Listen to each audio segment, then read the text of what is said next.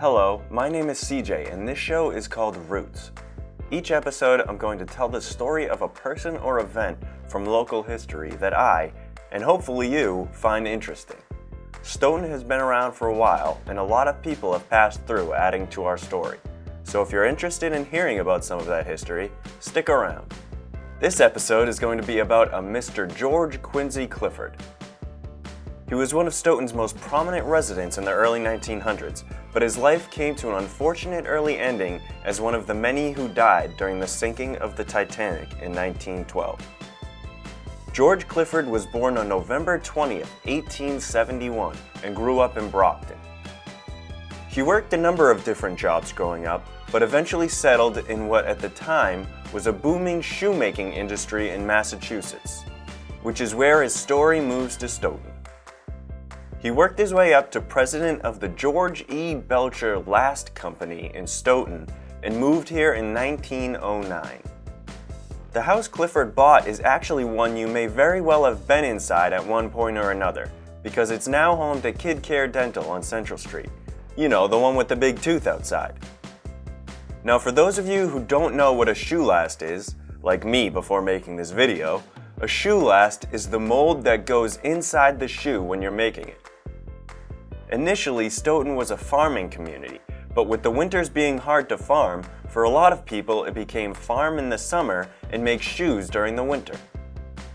This, on top of Massachusetts being home to many of the other major shoemaking companies in the United States, led to Massachusetts producing 40% of the nation's shoes in the early 20th century. Or in other words, lots and lots of people needing Belcher's lasts. This piqued my interest, so I looked up what the numbers are today, and now approximately 99% of all shoes sold in America are made elsewhere, due to the labor-intensive process that shoemaking requires and the high cost of labor in the US. However, in the early 1900s, things were going great, and the George E. Belcher Last Company, led by George Clifford as its president, was the greatest last manufacturing business in the world, right here in our backyard. That success meant more money coming into Stoughton, and also more jobs too. What was interesting was that for many of these manufacturing companies in Massachusetts, orders were even coming in from Europe without any effort internationally. It was a direct result of this which led some representatives from these companies, including George Quincy Clifford, to take a trip to Europe in attempts to further expand their businesses. Ironically, or maybe not so, right before leaving, Clifford actually wrote his last will and testament and also took out an additional life policy on himself. He and his traveling companions left on February 20th, 1912 and ventured through England, France, Germany, and Austria. It was a long trip, and even though they had a few excursions for enjoyment, they were ready to come home by the time April came around, topped off by the fact that they would be traveling on the maiden voyage of the Titanic. George Clifford and his associates traveled first class on the Titanic when it left Southampton, England on April 10, 1912. Along with some of the richest and most powerful people of the time, first class aboard the Titanic was luxury at its finest. You know, like playing shuffleboard or squash. And some of the even more wild and crazy passengers would partake in such elite activities such as chess or backgammon. Everything seemed to be going well on the unsinkable ship until everything changed on the fourth day of the journey, when at 11:40 p.m. on April 14th, the Titanic hit an iceberg and sank.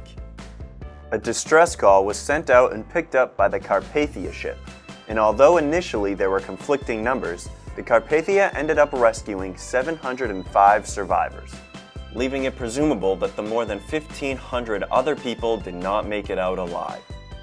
When the Carpathia made it back to New York City, thousands of people were waiting for its arrival.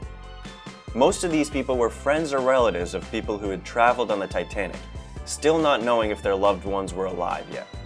Of those were two people that George E. Belcher had sent himself, in hopes of finding George Clifford or someone who knew any information on his whereabouts.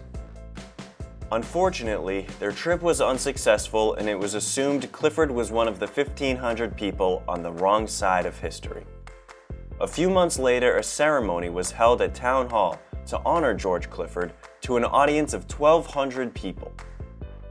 On the 100th anniversary of the sinking of the Titanic in 2012, Stoughton residents came together once again to honor George Clifford, this time unveiling a plaque on 4 Capon Street, the exact location of the old Belcher Lass Company building.